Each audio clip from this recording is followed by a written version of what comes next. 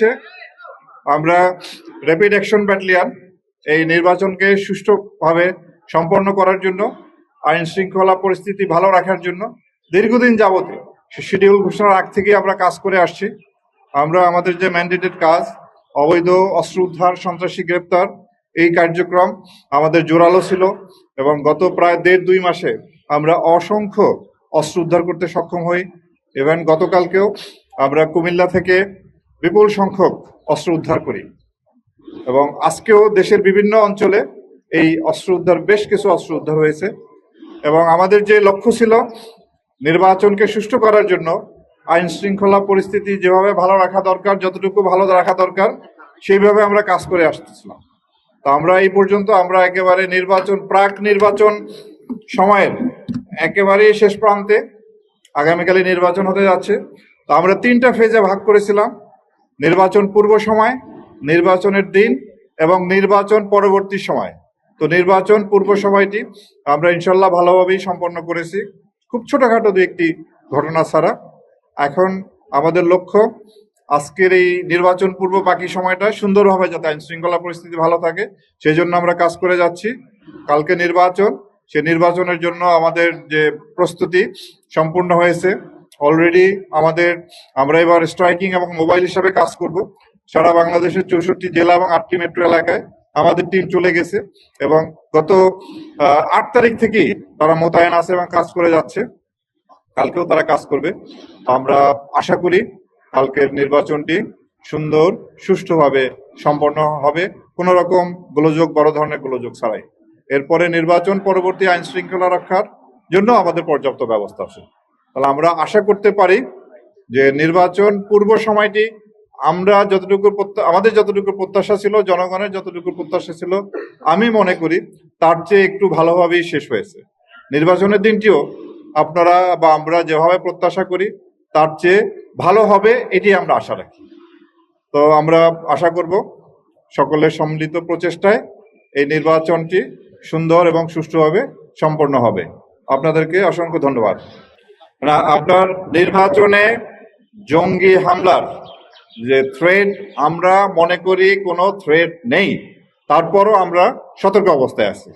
আমরা এদিকে সতর্ক দৃষ্টি রাখছি। আপনারা নির্বাচন কমিশন একটা প্রজ্ঞাপনা আছে যে আপনারা জানেন যে একটা নির্দিষ্ট সময় পর্যন্ত নির্বাচনের ভোটার বা যুক্তিসঙ্গত কারণ ছাড়া বহিরাগত থাকতে পারবে না। এদিকে আমাদের সজাগ দৃষ্টি আছে।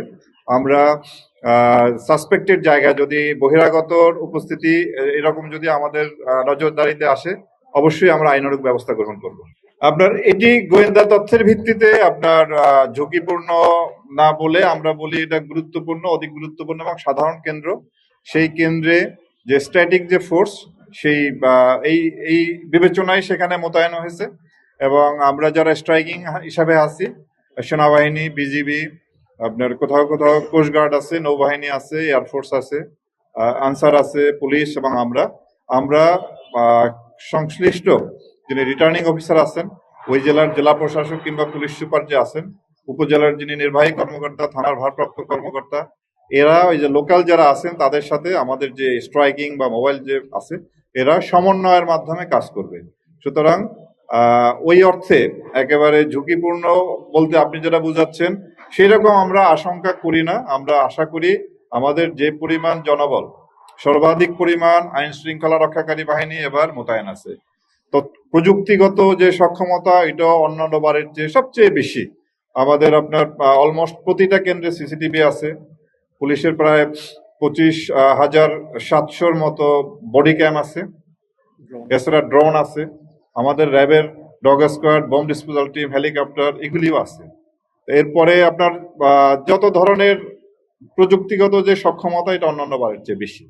সুতরাং আমরা মনে করি, এবং আমি প্রথমেই বলেছি, আমরা যতটুকু ভালো নির্বাচন প্রত্যাশা করছি তার চেয়ে ভালো ছাড়া খারাপ হবে না, তার চেয়ে একটু ভালো হবে, এটা আমার আশাবাদ। আপনার নির্বাচন আচরণবিধি লঙ্ঘিত হয় এই কাজগুলি যাতে করতে না পারে, এই জন্য আমরা সবসময় সজাগ দৃষ্টিতে থাকি, যার জন্যই যারা এই ধরনের অপরাধ করে তারা কিন্তু ধরা পড়ে যাচ্ছে। এখন থেকে নির্বাচনের আগ পর্যন্ত আমরা সর্বোচ্চ সতর্ক অবস্থায় থাকব এবং আমরা আশাবাদী যে এই ধরনের আচরণবিধি লঙ্ঘনের ঘটনাগুলি যাতে ঘটতে না পারে সেই জন্য আইন শৃঙ্খলা রক্ষাকারী বাহিনী, আপনার এক্সিকিউটিভ ম্যাজিস্ট্রেট, জুডিশিয়াল ম্যাজিস্ট্রেট সবাই মাঠে কাজ করছে এবং ইনশাল্লাহ আমরা বাকি সময়টাও সুন্দরভাবে সম্পূর্ণ কাটাতে পারবো। জি প্লিজ। আমাদের মানে আমরা কিন্তু সম্মিলিতভাবে কাজ করতেছি। আমাদের র্যাবের যে সংখ্যা তা দিয়ে আপনার এই প্রায় আমাদের কত ভোট কেন্দ্রের যে সংখ্যা, এতগুলা সংখ্যা কোনোভাবেই কাভার করা যায় না।